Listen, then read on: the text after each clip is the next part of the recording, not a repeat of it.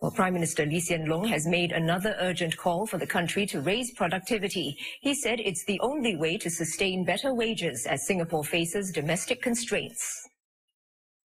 Besides an uncertain external economic environment, Singapore is also facing domestic pressures that will slow the country's growth to between 1 and 3% this year. Mr. Lee said Singapore is running up against land and manpower limits. The move to cut back on foreign labour may cause some companies to hold back expansion plans, and some may relocate their operations out of Singapore. While the labour market remains tight, that is, Singaporeans can easily find jobs at all levels, Mr. Lee said this will only push wages up in the short term.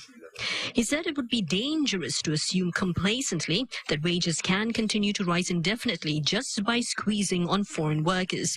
Mr. Lee explained that higher wages push up business costs, affect competitiveness, and may cause inflation. Singapore hopes to turn the tide by raising the country's productivity to 2 to 3% each year over the next decade.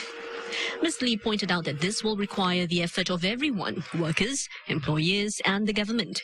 He said workers should be adaptable and flexible, keen to reskill, and willing to cross over to new growing industries. While companies, he said, must support this transformation. Mr. Lee said employers should look beyond short-term profits, treat employees as partners, and invest in their development. Unions too, he said, must work hard to organize workers who need help in this uncertain environment. Productivity has been a running theme for the many May Day messages this year. In fact, just on Sunday night, the government announced an additional funding of 70 million Sing dollars over the next 3 years for the Inclusive Growth Program to help companies transform their businesses to increase productivity. All this to help increase the wages of Singaporean workers.